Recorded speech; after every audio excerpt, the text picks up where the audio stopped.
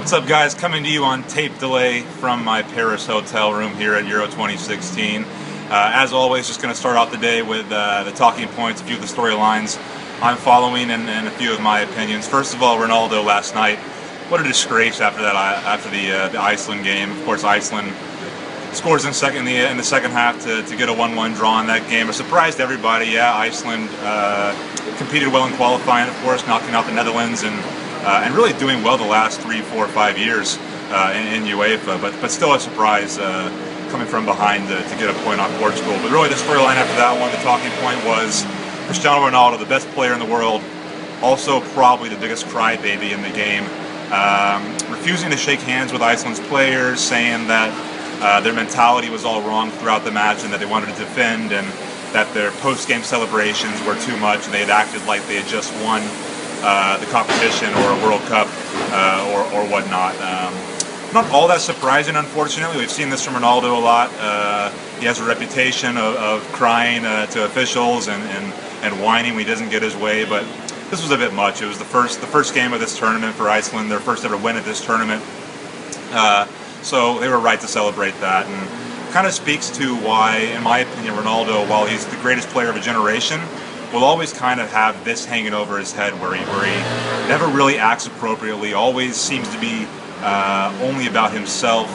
We've seen when his teammates score, sometimes he doesn't celebrate because he's mad that he didn't score. It's all a bit much. The Iceland players handled it with class, though, and came back and said that it was a big achievement for their team. And all of a sudden, they become the team that everybody wants to see do well. And of course, Portugal, as always, if you're not Portuguese, they become the team that everybody wants to see not do well. Just because of Ronaldo. Looking ahead to England, Wales, Gareth Bale, of course, comes out and says that not a single England player would start for Wales. I find that hard to believe, given that England's full of world-class Premier League talents that make a lot of money in this game, and Wales is, you don't want to call them second-rate, but compared to England's roster, they are very much a group of second-rate players besides Gareth Bale. But as we saw in Wales win over, I believe it was Slovakia.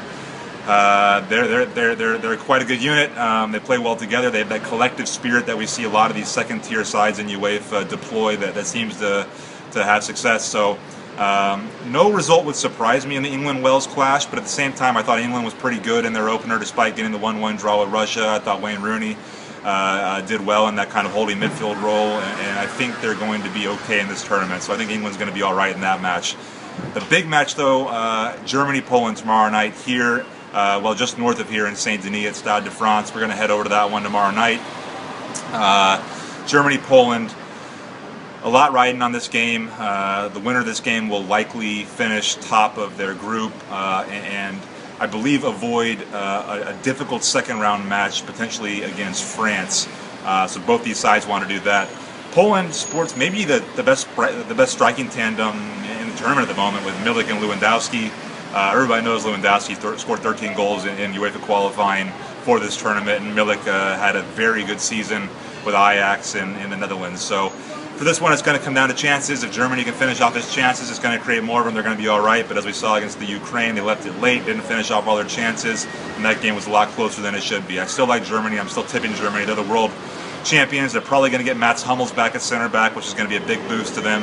And they're still my favorite moving forward in that match. Just finally, a little bit more on the Russian hooligan situation. It's been pretty quiet since then, since last Saturday in Marseille.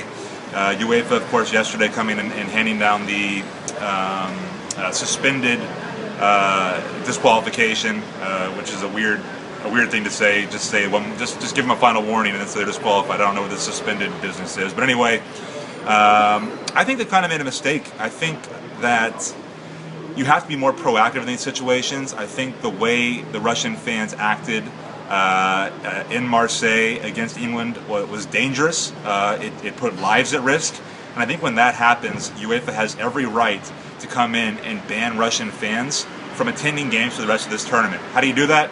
You do a quick passport check at every game. Listen, they do bomb checks, they do metal checks, they do all that stuff. Half people get out their passport and say, sorry, if you're Russian, you can't attend these matches because of the precedent set by the hooligans and a large number of your supporters. So This isn't a time to be politically correct. It's a time for UEFA to think about the safety of fans moving forward in this tournament. And hopefully we don't have any more of that, but still think UEFA should have been more proactive. We'll have more tomorrow. I'm heading over to Switzerland and Romania at Parc des Princes. Who knows what will happen in that one? Maybe nothing, but we're going to go because it's a Euro game nonetheless, and they've all been good matches so far. For the Toronto Sun and Post Media, I'm Kurt Larson.